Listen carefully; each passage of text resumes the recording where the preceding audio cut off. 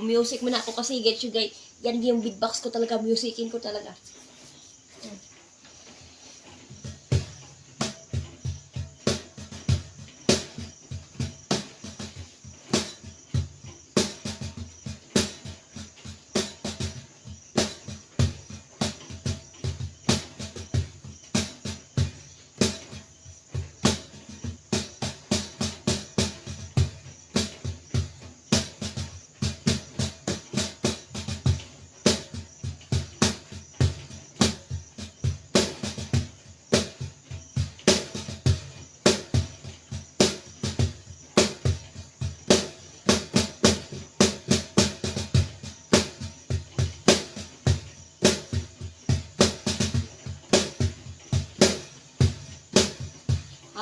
Shout out po sa live kasi nanonood kasi ako ng nag-beatbox kasi ako dahil yung beatbox ko talaga hindi nagamit kaya lang kailangan talaga gamitin ko sa palagi.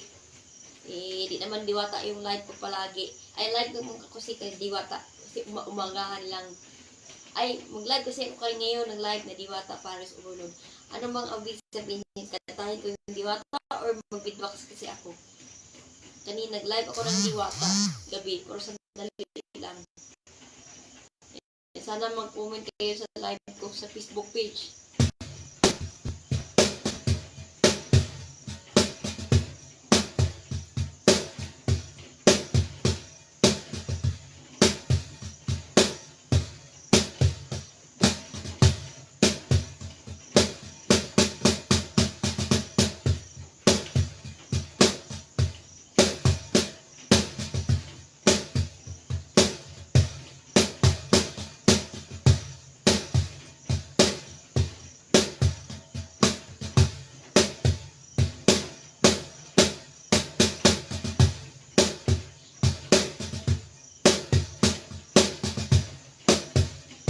Si Diwata lang kumuha sa akin. Marami pang iba.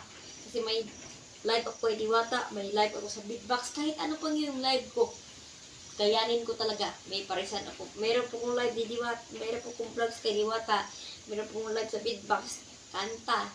May dancer pa, pero di talaga ko masyado sumayaw.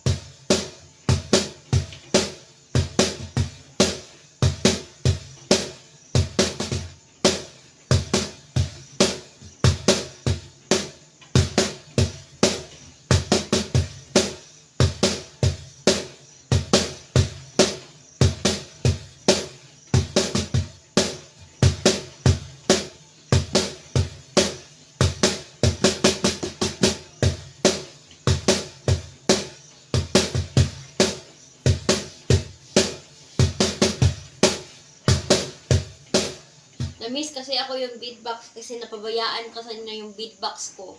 Dahil yung pag-live ko talaga parisa ni Diwata palagi. Diwata palagi. Para akong kasi nababaliw kay Diwata. Palagi kasi ako nag-live ni Diwata pero yung beatbox ko na muna napabayaan ko na. Pero yung kanta hindi. Beatbox ko na yun naiwan.